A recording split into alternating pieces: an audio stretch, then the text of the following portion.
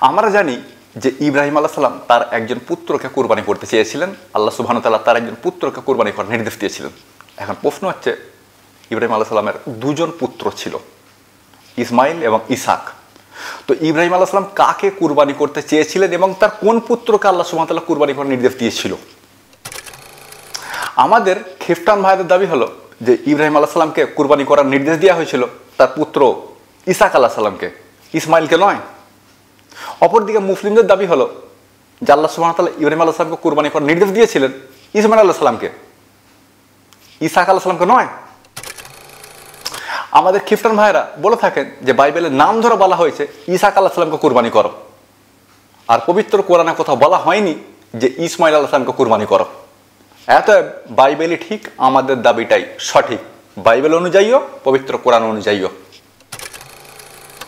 প্রশ্ন হবে, তাহলে এখানে মুসলিমদের দাবির পক্ষে কি বাইবেলে কোনো প্রমাণ নেই অথবা পবিত্র কোরআনে কোনো প্রমাণ নেই? অবশ্যই আছে।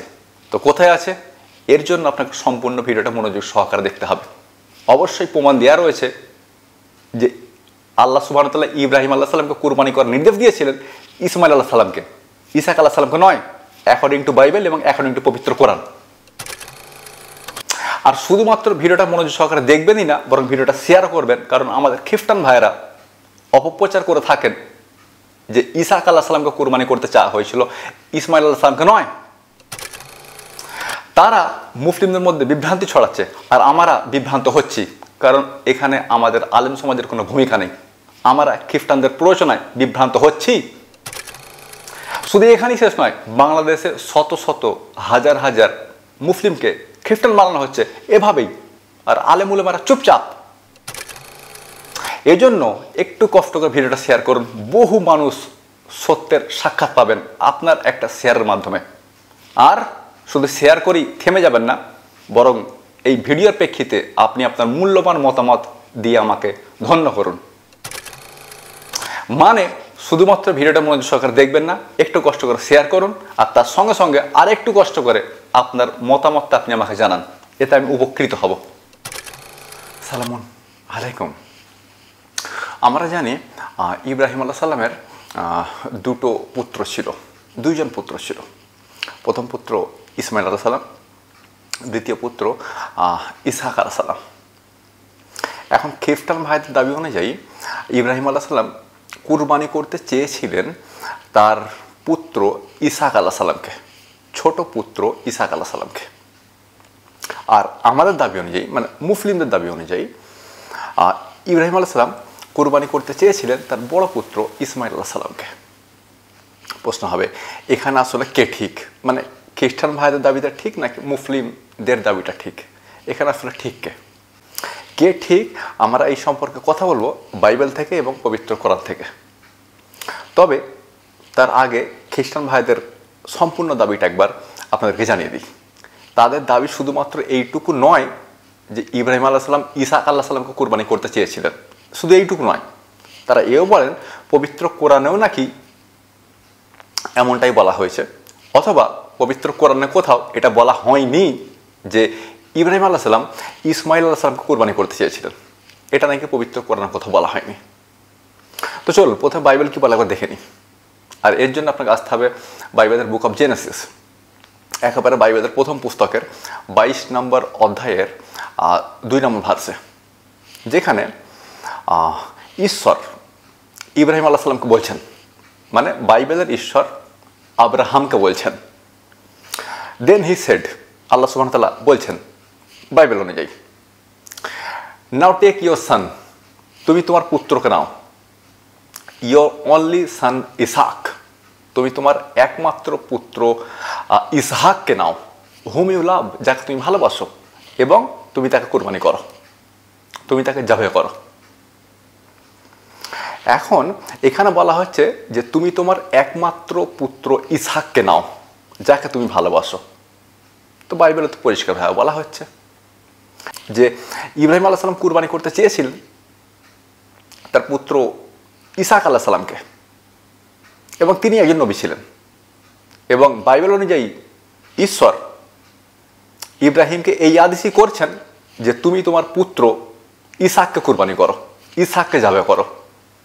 সুতরাং বাইবেল অনুযায়ী তো খ্রিস্টান ভাইদের দাবিটাই সঠিক, কিন্তু না, এখানে একটু তথ্যগত ভুল আছে। যদি বল কীরকম, বলা হচ্ছে ইয়োর অনলি সান, তোমার একমাত্র পুত্র ইসাককে নাও। এটা তো ভুল তথ্য।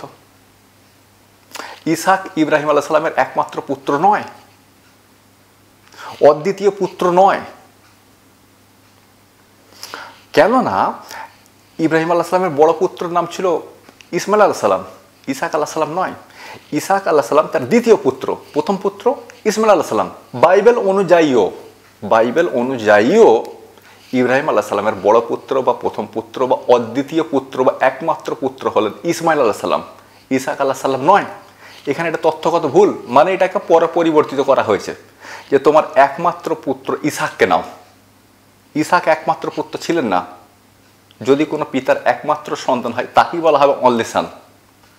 যে পিতার দুইজন পুত্র, এর মধ্যে ছোট পুত্রকে কখনোই অনলি সান বলা হবে না, বরং বড় পুত্রকে অনলি সান বলা হবে। তাকেই বলা হবে অদ্বিতীয় পুত্র, কারণ তিনি প্রথম পুত্র, তিনি দ্বিতীয় নয়, অদ্বিতীয় নয়, মানে তিনি অদ্বিতীয়, তিনি দ্বিতীয় নয়। কিন্তু ইসাক আলাইহিস সালাম ইব্রাহিম আলাইহিস সালামের দ্বিতীয় পুত্র, তিনি কখনোই অদ্বিতীয় নয়, তিনি কখনোই অনলি সান নন। এটা বাইবেলের তথ্যগত ভুল, মানে পরে মানুষের হস্তক্ষেপে তা পরিবর্তিত করা হয়েছে। কেননা বাইবেল অনুযায়ীও ইসমাইল আলাইহিস সালাম ইব্রাহিম আলাইহিস সালামের বড় পুত্র, আর ইসাক আলাইহিস সালাম দ্বিতীয় পুত্র। চলুন একবার দেখে নিই বাইবেল। এবং এটা রয়েছে বাইবেলের 16 নম্বর অধ্যায়। এটা রয়েছে বাইবেলের 16 নম্বর অধ্যায়। দেখুন, শুরুতেই বলা হচ্ছে ইব্রাহিম আলাইহিস সালামের দ্বিতীয় স্ত্রী হাগার, বাইবেল অনুযায়ী হাগার এবং ইসমাইল আলাইহিস সালামের কথা, 16 নম্বর অধ্যায়। মানে ইসমাইল আলাইহিস সালামের জন্ম হচ্ছে 16 নম্বর অধ্যায়। অন্যদিকে 21 নম্বর অধ্যায়, বুক অফ জেনেসিসের 21 নম্বর অধ্যায়ে ইসাক আলাইহিস সালামের জন্ম হচ্ছে। এবার আপনি বলুন, এখানে বড় পুত্রকে বা একমাত্র পুত্রকে অথবা অদ্বিতীয় পুত্রকে, ইসমাইল নাকি ইসাক? এখানে শেষ নয়। যদি আপনি বাইবেল পড়েন আপনি দেখতে পাবেন যে 17 নম্বর অধ্যায়ে 13 বছর বয়সে ইসমাইল আলাইহিস সালামের খাতনাম হচ্ছে এবং ইব্রাহিমের খাতনা হচ্ছে আলাইহিস সালাম 99 বছর বয়সে। আপনি বাইবেলের বুক অফ জেনেসিসের 17 নম্বর অধ্যায় চলে আসুন, যেখানে খাতনার ব্যাপারে কথা বলা হয়েছে। 24 এবং 25 নম্বর শ্লোকে বলা হচ্ছে যে ইব্রাহিমের খাতনা হয়েছিল 99 বছর বয়সে এবং ইসমাইলের খাতনা হয়েছিল 13 বছর বয়সে। তারপর 21 নম্বর অধ্যায়ে ইসাক আলাইহিস সালামের জন্ম হচ্ছে।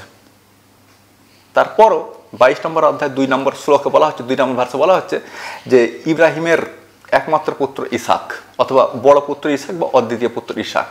এটা কিভাবে হলো আমি সেটাই আজ পর্যন্ত বুঝতে পারিনি। যাই হোক, বাইবেল যে তথ্যগতভাবে এখানে ভুল, এতে কোনো সন্দেহ নেই। শুধু তথ্যগত ভুলই নয়, বরং বাইবেলে যে মানব হস্তক্ষেপ হয়েছে এতে কোনো সন্দেহ নেই। কারণ বড় পুত্র ইসমাইল, আর এখানে বলা হচ্ছে বড় পুত্র বা একমাত্র পুত্র ইসাক। এটা কখনই সম্ভব নয়, দুটো কথা একসঙ্গে হওয়া সম্ভব নয়। পবিত্র কোরআন কি বলে? তো পবিত্র কোরআন যদি আপনি আসেন তাহলে আপনার কাছে থাকবে 37 নম্বর সূরা সাফফাত, আয়াত নাম্বার 100 এবং 101। 100 বলা হচ্ছে রাব্বি হাবলি মিনাস সলিহিন। ইব্রাহিম আলাইহিস সালাম বলছেন, হে প্রভু আমাকে একটা পুণ্যবান সন্তান দান করুন। আয়াত নাম্বার 101 বলা হচ্ছে যে ফাবাসসারনাহু বিগুলামিল হালিম, আমরা তাকে একটা সহনশীল পুত্রের সুসংবাদ দিলাম। 102 বলা হচ্ছে যে যখন সেই পুত্র একটু বড় হলো, মানে ইসমাইল আলাইহিস সালাম একটুখানি বড় হলেন, যদি এখানে নাম বলা হয়নি, বলা যে সেই পুত্র একটুখানি বড় হলো, তখন ইব্রাহিম আলাইহিস সালাম তাকে বললেন, মানে ওই তার পুত্রকে বলল। তো কি বললেন? বললেন যে ইয়া বুনাইয়া, হে পুত্র, ইন্নি আরাফিল মারামি, আমি স্বপ্নে দেখেছি, আন্নি আজহাবুকা, আমি তোমাকে জাভেয় করছি, এই সম্পর্কে তোমার মতামত কি? তখন পুত্র বলছে, ইয়াবদিফ আল মাতুমারু, হে পিতা আপনি স্বপ্নে যেটা দেখেছেন সেটাই করুন। সাতাজুদুনি ইনশাল্লাহ মিনার সবেরিন, অবশ্যই আপনি আমাকে সবরকারীদের অন্তর্ভুক্ত পাবেন, আপনি আমাকে ধৈর্যশীল পাবেন। আপনাকে যেমনটা আদেশ করা হয়েছে আপনি তেমনটাই করুন, আপনি আমাকে জাবে করুন আর আপনি আমাকে ধৈর্যশীল পাবেন। তারপর বলা হয়েছে 103 এবং 4 যে ইব্রাহিম আলাইহিস সালাম তাকে জাবে করার জন্য শুইয়ে দিল। 104 বলা হচ্ছে যে তাকে যাবে হতে দিলেন না আল্লাহ সুবহানাহু ওয়া তাআলা। আল্লাহ সুবহানাহু ওয়া তাআলা ইব্রাহিমকে ডাকলেন। 107-এ বলা হচ্ছে যে একটা পশু কুরবানির মাধ্যমে তিনি শিশুটিকে মুক্ত করে দিলেন, মানে তিনি ইসমাইল আলাইহিস সালামকে মুক্ত করে দিলেন। প্রস্তাবের নাম তো বলা হয়নি, আপনি কেন বলছেন ইসমাইল আলাইহিস সালাম? কেননা 112 নম্বর আয়াতে বলা হচ্ছে ফাবাশশারনাহু বিইসহাকা নাবিয়্যাম মিনাস সলিহিন। তারপর মানে এই ঘটনা ঘটে যাওয়ার পর ইব্রাহিম আলাইহিস সালামকে সুসংবাদ দেওয়া হচ্ছে ইসাক নামের একজন পুত্রের, যিনি হবে পুণ্যবান এবং নবী। ফাবাশশারনাহু বিইসহাকা নাবিয়্যাম মিনাস সলিহিন। অতঃপর তিনি ইব্রাহিম আলাইহিস সালামকে সুসংবাদ দিলেন ইসাক নামের একজন পুত্রের, যিনি ধৈর্যশীল মিনাস সলিহিন, যিনি হবেন পুণ্যবান এবং নবী, যিনি পুণ্যবান নবী। তার মানে এর আগে যে ঘটনাগুলো ঘটেছিল ওগুলো ইসাক আলাইহিস সালামের সঙ্গে নয়, তখন তার জন্মই হয়নি। এখন প্রশ্ন হবে, যখন তার জন্মই হয়নি তখন এই ঘটনাগুলো ঘটছিল কার সঙ্গে? যখন ইসাক আলাইহিস সালামের জন্মই হয়নি তখন এই কুরবানি হওয়ার ঘটনাটা ঘটছিল। এই ঘটনাটা ঘটছিল কার সঙ্গে? আপনি খ্রিস্টান হতে পারেন, কিন্তু আপনি বিচার করে বলুন না। 112 নম্বর আয়াতে ইব্রাহিমকে সুসংবাদ দেওয়া হচ্ছে ইসাক নামের একজন পুণ্যবান নবীর। তো 112 নম্বর আয়াতের আগে যে কুরবানির ঘটনাটা ঘটছিল এটা কার সঙ্গে ঘটছিল? মানে এইখানে তো একটা ক্যারেক্টার হলো, একটা চরিত্র হলো ইব্রাহিম আলাইহিস সালাম, কিন্তু দ্বিতীয় চরিত্রটা কে? তিনি কাকে কুরবানি করতে যাচ্ছিলেন? তখন তো ইসাকের জন্মই হয়নি, অ্যাকর্ডিং টু পবিত্র কোরআন তখন ইসাকের জন্মই হয়নি। তাহলে তিনি কাকে কুরবানি করতে যাচ্ছিলেন?